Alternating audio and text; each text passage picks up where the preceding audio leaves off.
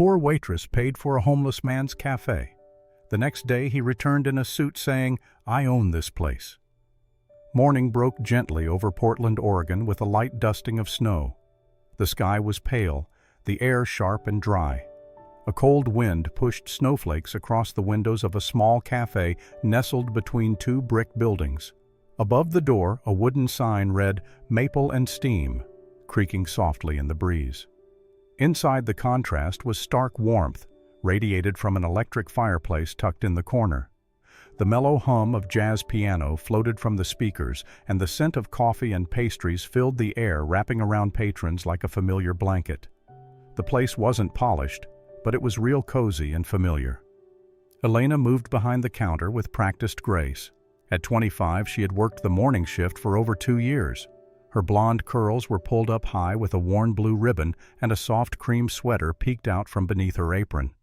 Around her neck hung a delicate necklace with a silver musical note, her mother's last gift. Her smile, though warm, carried a quiet weariness, not the kind born of missed sleep, but of long-held burdens. Orphaned at 17, Eliana now lived with her ailing grandmother, who underwent dialysis 3 times a week.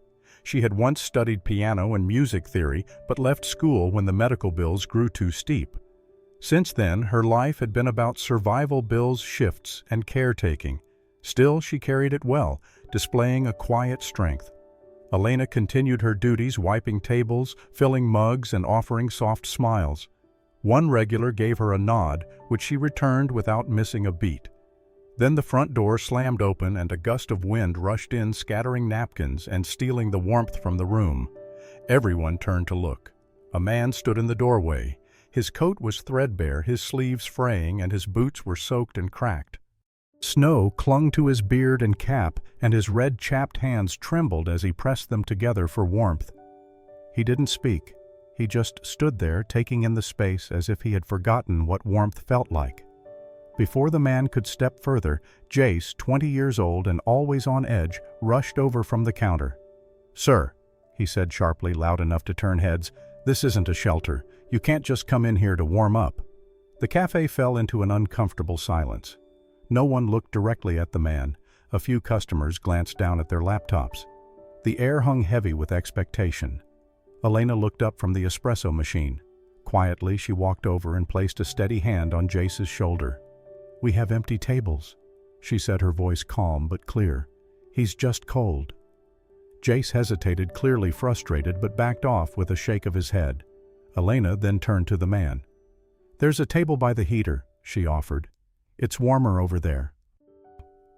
He looked at her confused for a moment.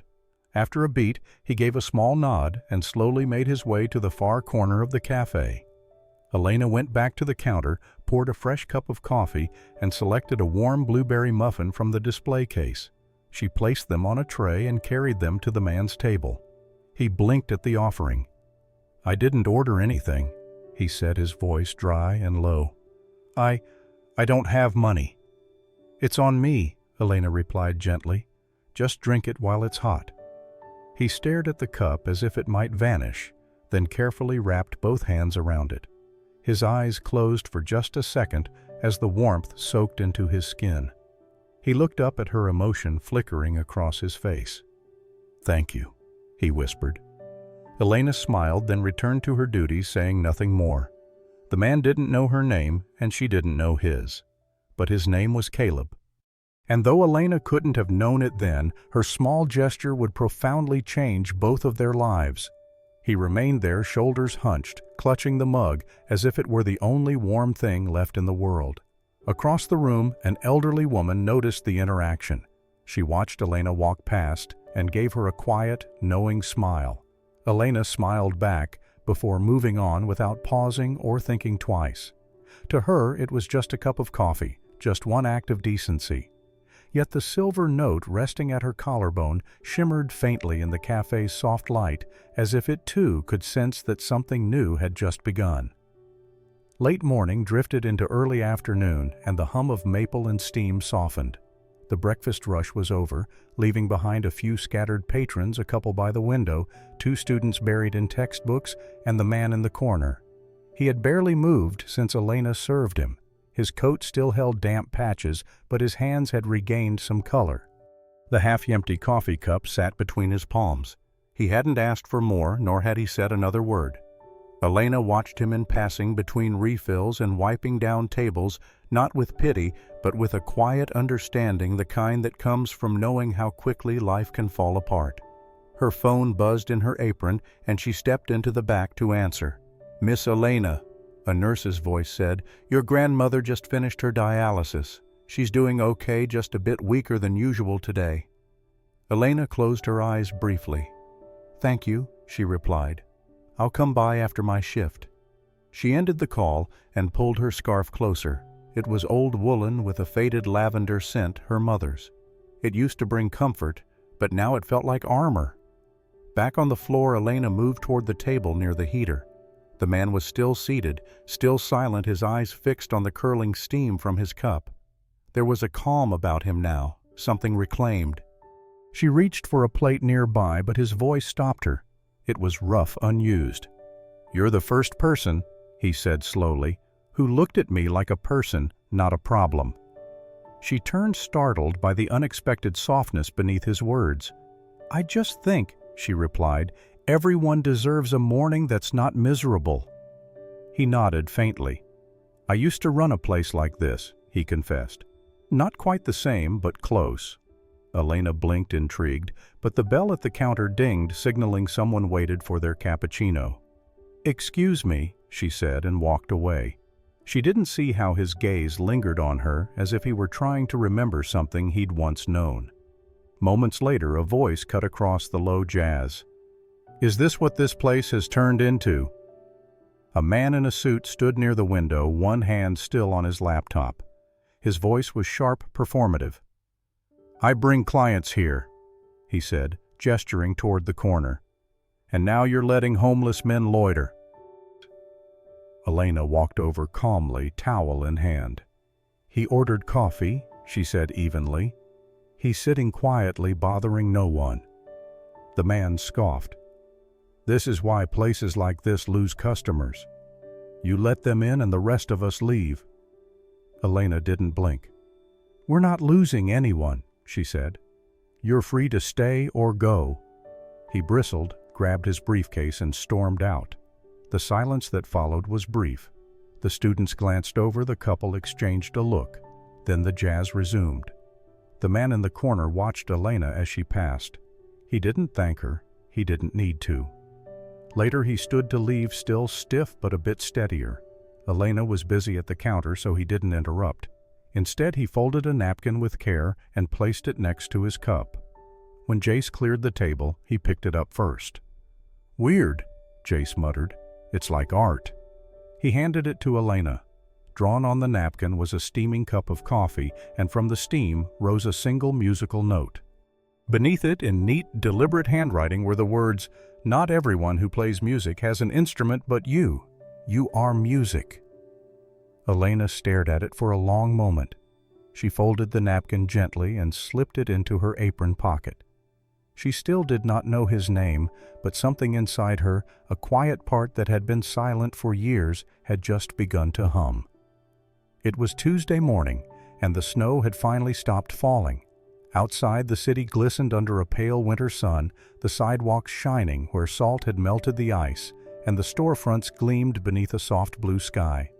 Inside Maple and Steam, the buzz had returned. The regulars were back, the early risers and laptop workers, the retirees with crossword puzzles, and the couple who always argued softly about bagel toppings. The smell of espresso lingered in the air, mingling with the sweetness of cinnamon rolls just out of the oven. Eliana moved through it all smoothly, like a quiet rhythm running underneath the noise. She smiled as she poured lattes, wiped down counters, and called out names. Her hair was tied as always in the same soft curl and the same blue ribbon, though today a few strands had escaped around her cheeks. Her left hand occasionally rubbed her right wrist, tired from days of back-to-back shifts, but she kept smiling. The bell above the front door chimed. Heads turned not out of habit but from instinct. Someone had just walked in who didn't belong to the usual background noise of the cafe. He was tall, clean-shaven with a charcoal gray suit that fit perfectly along his shoulders. His coat was buttoned, his shoes polished. His presence felt deliberate, not flashy, not loud, but undeniable. Jace, who rarely looked up from the espresso machine unless a tip was involved, nearly tripped over himself. "Good morning, sir," he said, his voice eager. "We have a great spot by the fireplace if you'd like to sit. Very warm." The man didn't respond right away. His eyes scanned the room, landing finally on Eliana. She had just turned from the counter with a tray in her hands when she saw him and froze. Her fingers tightened around the handle of the tray and her breath caught in her chest. For a second, it felt like the world tipped slightly on its axis. It was him, the man from 3 mornings ago, the one with the tattered coat and snow on his beard, the one who held a cup of coffee like it was life itself, the one who left behind a napkin with music drawn in steam. He looked nothing like he had then, but it was unmistakably him. The man stepped forward past Jace and stopped at the counter. He looked at Eliana, his expression calm and steady, as if he had known this moment would come. "My name is Caleb Montgomery," he said clearly. "As of this morning, I've completed the purchase of this cafe." He paused, then added with quiet finality, "I'm the new owner of Maple and Steam." Silence fell over the cafe. Forks hovered mid-air, laptops stopped clicking, and even the milk steamer hissed itself into stillness. Jace blinked, his mouth opening, then closing again like a goldfish in an expensive aquarium. Eliana stood motionless, the tray in her hands trembling ever so slightly. Her thoughts collided, ricocheting inside her like hail against a window. She felt every eye in the cafe shift to her, yet all she could see was Caleb. His hair was neatly combed now, his face shaved, but his eyes, those were the same, thoughtful, tired, and grateful. "I owe you a coffee," he said to her, his voice softer now, "and a thank you." She said nothing. She could say nothing. Her lips parted, but no words came out. The napkin was still folded inside her coat pocket, pressed next to her chest. She felt it now, as if it had warmed somehow since sunrise. Caleb didn't push. He simply nodded once and turned to take the table near the fireplace, the one he had sat at just days before, but this time not as a stranger begging for warmth. Eliana stood still behind the counter, watching him settle into the chair. The ribbon in her hair trembled slightly as she exhaled, still not quite sure whether she had just stepped into a dream or out of one. After the last customer left and the chairs were flipped onto tables, Eliana wiped down the counter, glancing at the clock. She was running late. Her grandmother would be waiting. Caleb had been quietly stacking chairs when he spoke, his voice low but clear. "If you're not in a rush, would you sit with me just for a moment at the old table?" Eliana paused. She looked at him, clean-cut, now well-dressed, yet still carrying a weight in his eyes that didn't come from his clothes. After a beat, she gave a small nod. They sat across from each other in the same corner where he had once clutched a steaming cup with trembling hands. The hum of the city outside was distant. Inside, it was quiet. "I never thanked you properly," Caleb said. "Not just for the coffee, but for the way you looked at me like I mattered." "You did," Eliana said simply. Caleb offered a faint smile, then took a deep breath. "My name is Caleb Montgomery. I used to work in finance investment strategy. I was successful by the world's standards, but the thing I loved most wasn't the work. It was coming home." He reached into his coat pocket and pulled out a worn photograph. It showed a smiling woman with soft eyes, her arms wrapped around a laughing little girl in a pink dress. "My wife Grace was a music teacher. Our daughter Amelia was 6. She was already writing songs. The world felt full then." He recalled, "loud, messy, but bright." He paused. "I was in Chicago for a conference when it happened. Rain, a red light, a drunk driver." Elena's breath caught. "They were gone before I even landed." He didn't cry, but the way he held the photo, gentle, reverent, said more than tears ever could. "I kept going for a while," he continued. "Then I stopped. The house was too quiet, the world too loud. I gave everything away, disappeared. Not because I lost everything, but because I no longer cared to keep anything. I wandered for 3 years, he said, city to city, cafe to cafe.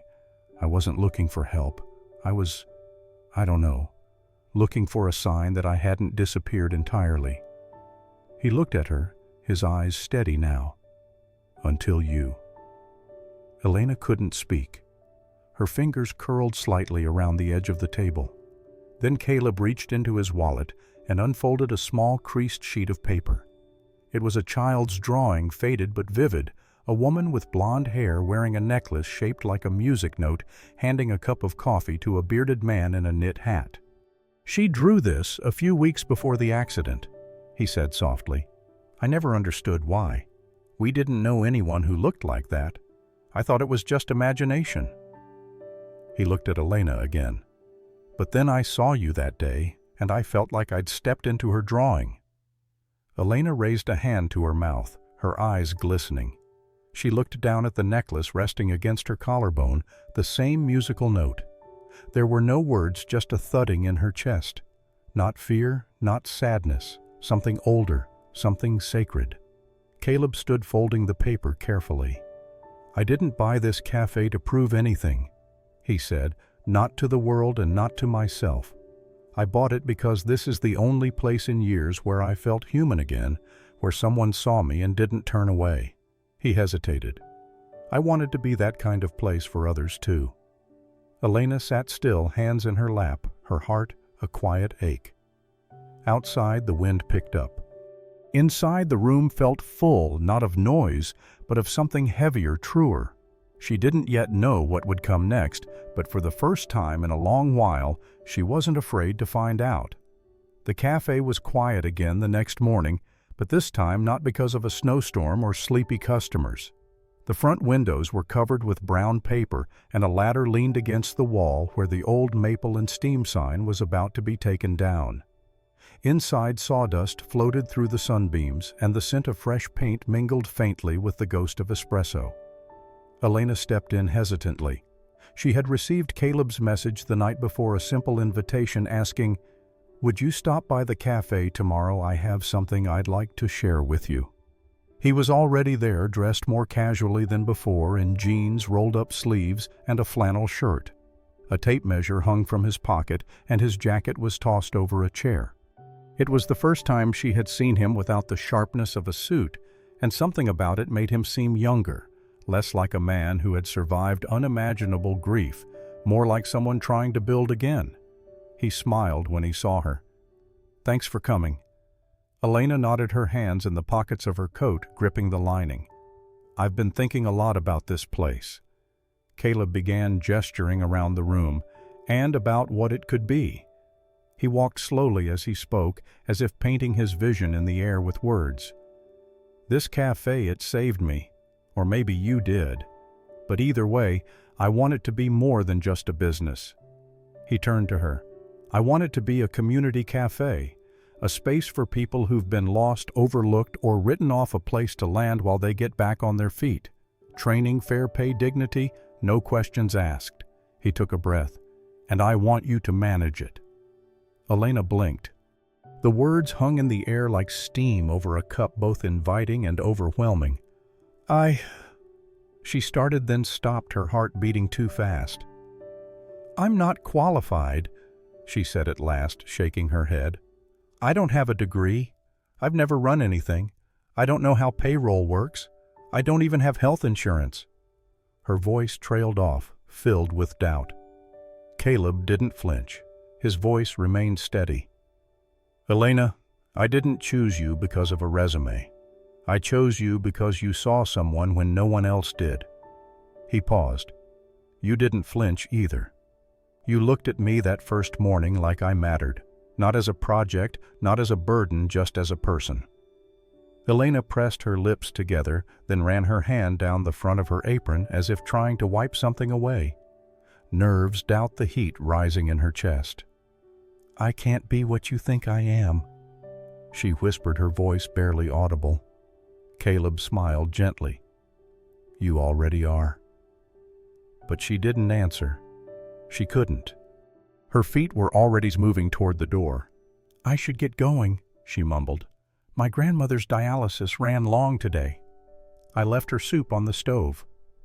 She didn't look back as the door clicked shut behind her with a softness that felt heavier than a slam. That evening the sun had dipped and a chill crept into the air again. Eliana returned quietly to the cafe, not to talk or reconsider, but just to retrieve the wallet she had left behind in the coat room.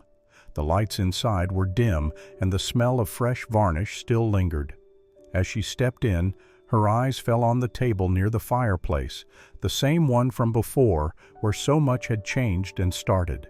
There waiting for her was a small cupcake.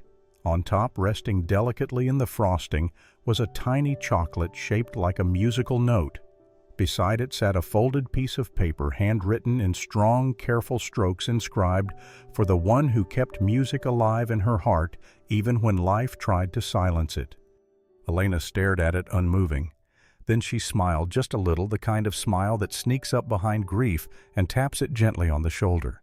She didn't eat the cupcake, but she took the note and she didn't throw it away.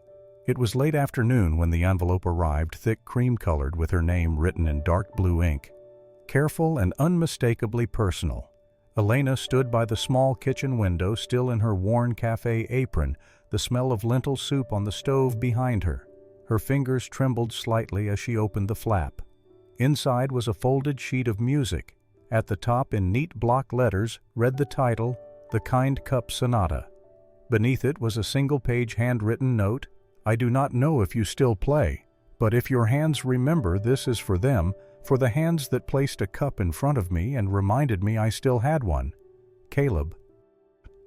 She stared at the note for a long time, then ran her fingers gently over the lines of the music chords and melodies she had never seen before, but which somehow felt familiar in their intention, warm, restrained waiting.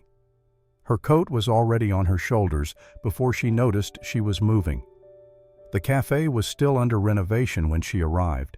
The front sign was gone, leaving only wooden scaffolding and the faint shadow of the old name lingering against the brick. Inside, the tables had been cleared to one side. Paint cans stood half open and brushes were left soaking in jars. But in the far corner under a drop cloth was the old upright piano. Eliana walked toward it as if pulled by gravity, uncovering it gently and brushing the dust from the keys.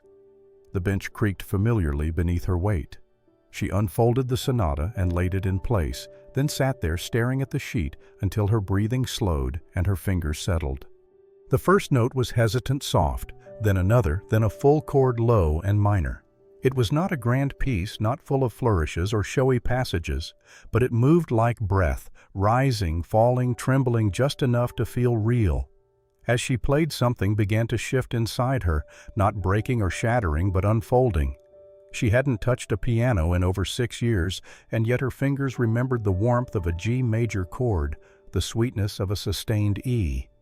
The pauses were silent, saying more than any melody could. Each measure was a conversation between who she used to be and the woman she was now. Halfway through the second page, she didn't notice the man in overalls standing quietly at the front of the cafe, hammer in hand, frozen mid-step. The new sign, whatever it would be, could wait. When the last notes rang out, lingering just above the hum of the city outside, Eliana let her hands fall into her lap. Her shoulders shook, and a single tear slid down her cheek, landing on the A key. She did not wipe it away. It wasn't sadness, it was release.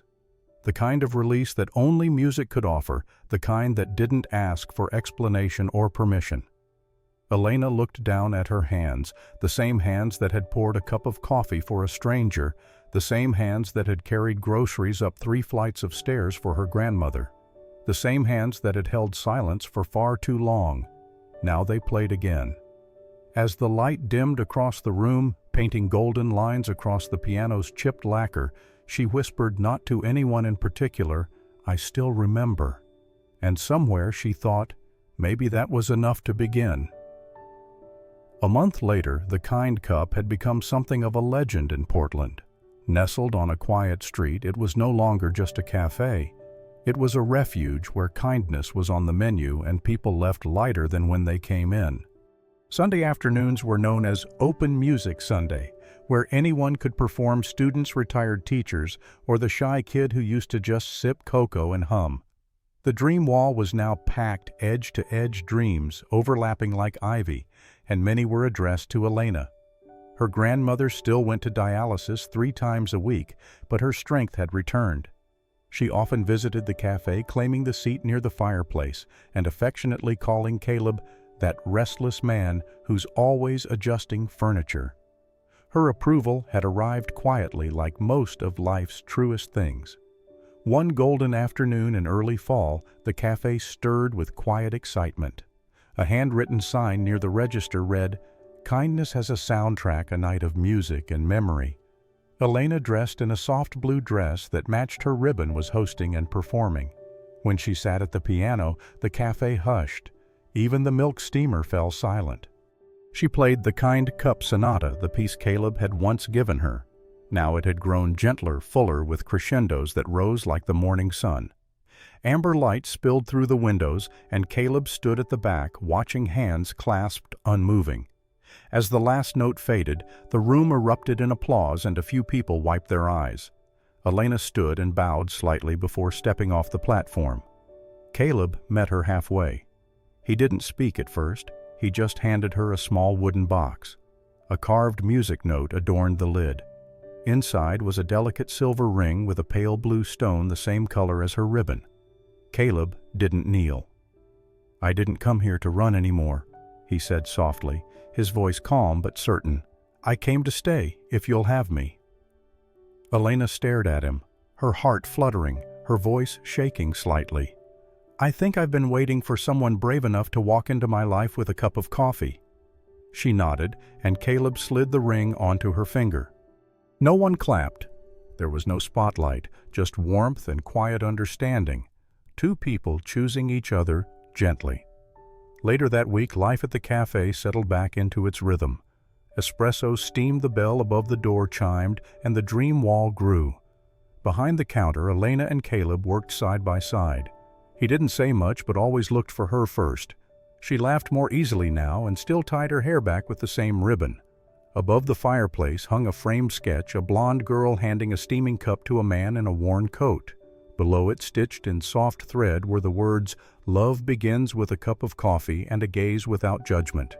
The final moment arrived one quiet morning. The cafe door opened to a rush of cold wind. Without looking, Eliana reached out and found Caleb's hand.